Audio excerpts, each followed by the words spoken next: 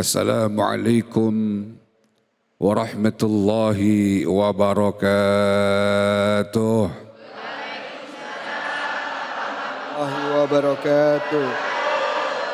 Alhamdulillah. Alhamdulillahilladzi amata wa ahya wa adhaka wa abka wa adalla wa ahda. Wassalatu wassalamu ala sayyidina wa habibina wa syafi'ina wa maulana Muhammadin wa ala alihi wa sahbihi ajma'in, amma ba'da.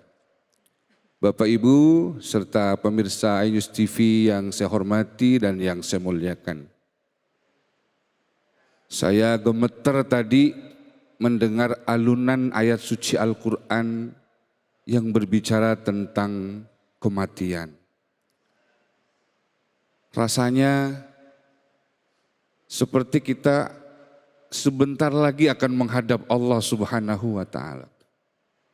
Bapak Ibu, kalau ditanya sudah siap atau belum kita meninggal dunia, tentu jawabannya pasti belum siap. Karena hakikatnya saat ini kita hidup adalah sedang menunggu kematian.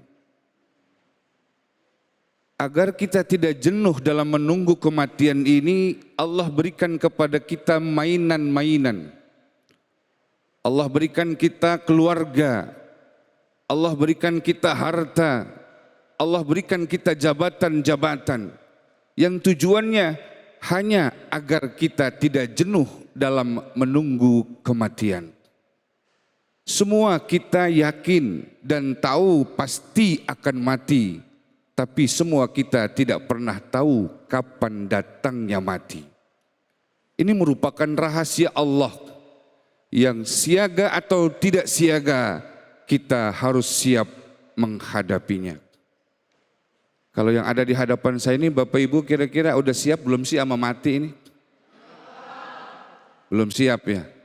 Jujur amat Bu. Belum. Semua kita pasti belum siap.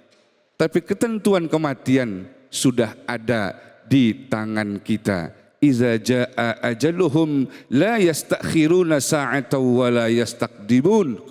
Kalau sudah datang waktunya, pasti tidak bisa maju dan tidak bisa mundur walaupun hanya sesaat. Iza jaa ajaluhum. Ini dimaknai ketika datang ajal mereka. Sebetulnya Bapak Ibu, sebelum ajal datang pada setiap kita, ada tanda-tanda yang Allah berikan kepada kita. Dalam ayat yang lain Allah nyatakan, fakashafna anka ghita'aka fabasarukal yawma hadid. Sesungguhnya orang yang mau meninggal dunia, Allah akan tajamkan mata batinnya sehingga dia bisa menembus alam yang di sana, di alam barzah, dan bisa berjumpa dengan orang-orang yang sudah meninggal dunia. Sehingga kadang-kadang tanpa kita sadari, pada saat kita dalam keadaan sakit misalkan mau meninggal dunia, yang kita lihat adalah bayang-bayang orang tua kita yang sudah berpulang ke rahmatullah, yang pada hakikatnya ini bukan sebuah halusinasi, tapi ini sebuah hakikat, sebuah hakiki yang memang betul-betul orang-orang yang telah meninggal dunia itu bisa kita lihat dengan ketajaman batin yang Allah buka ketika kita mau meninggal dunia. Coba Bapak Ibu, kadang-kadang kita mendapati saudara kita nih lagi sakit, kemudian dia mengatakan, "Nak, tadi malam aku melihat kelebatan bapakmu datang. Kakekmu datang. Ada pesan yang disampaikan kepadaku. Apakah ini sebuah halusinasi?"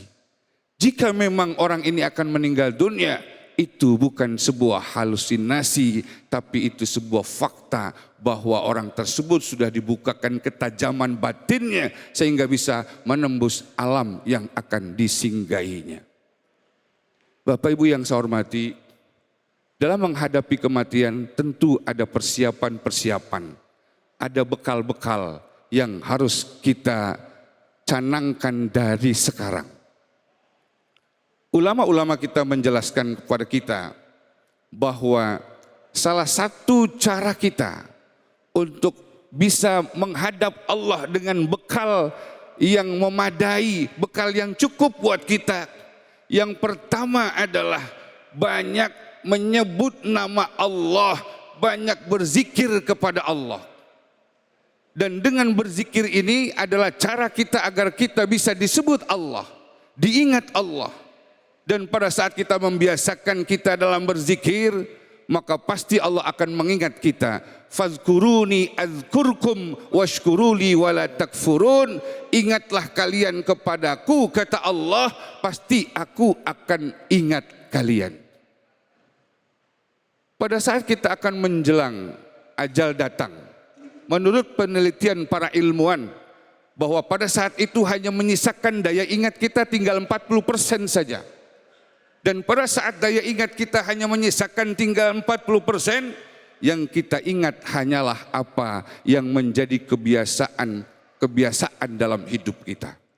Kalau kebiasaan hidup kita banyak menyebut nama Allah, maka insya Allah dalam hembusan nafas kita yang terakhir, kita akan bisa menyebut kalimat tauhid, la ilaha illallah, sehingga kita bisa meninggal dalam keadaan husnul khatimah. Itu yang pertama. Yang kedua, Bapak Ibu yang saya hormati, bekal yang harus kita persiapkan tentu adalah amal soleh.